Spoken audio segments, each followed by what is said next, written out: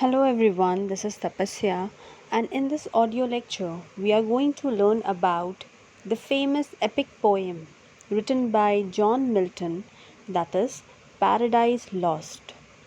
So, you people requested me to put an audio on Paradise Lost, and here it is. So, let's discuss about Paradise Lost. Now, Paradise Lost is an epic poem in blank verse by the 19th century English poet John Milton. The first version, published in 1667, consisted of 10 books with over 10,000 lines of verse. A second edition followed in 1674. It arranged into 12 books in the method of Virgil's Aeneid, with minor modifications carried throughout and a note on the versification. You should remember that it is considered by the critics to be Milton's major work. It increases his reputation as one of the greatest English poet of his time. Before we learn about the detailed story of Paradise Lost, there are few points to be remembered about this work. First is, John Milton wrote the poem in blank verse. Second, Paradise Lost was written on the biblical theme of the fall of man.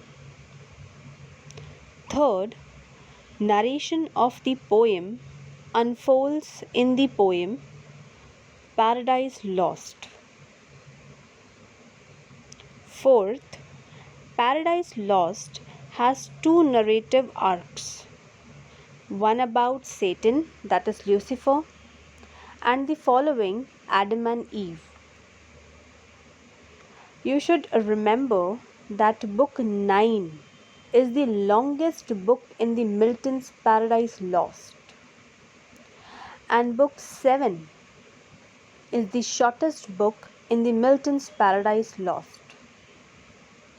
10 books were included in the first edition of the poem Paradise Lost, and 12 books were included in the second edition of the poem Paradise Lost. The second edition of the poem Paradise Lost was published in 1674. So let's begin with the summary, starting with Book 1. Now, Book 1 gives a brief introduction of the fall of Adam and Eve caused by the serpent, which was Satan, who led the angels in rebellion against God and was cast into hell. The scene opens with Satan lying in a confused state in the burning lake, along with Beelzebub, who was next in command beside him. Satan exhorts his fallen legions on the shore, where he revives their spirits by his speech. They set to building a palace called Pandemonium. There, the high-ranging angels assemble in council. Moving on to Book 2, a debate is held whether or not to attempt the recovery of the heaven.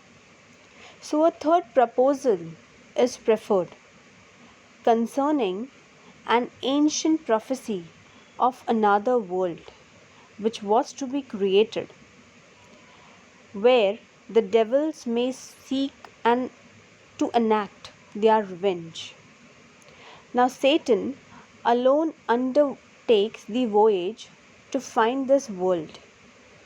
He encounters sin and death, his offsprings, guarding hell's gate. Sin unlocks the gate and Satan embarks on his passage across the great gulf of chaos, which is between the heaven and the hell, till he sights the new universe floating near the larger globe, which is heaven.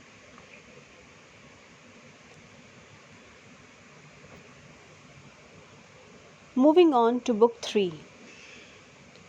God sees Satan flying towards this world and foretells the success of his evil mission to tempt man. God explains his purpose of grace and mercy towards man, but declares that justice must be met nonetheless.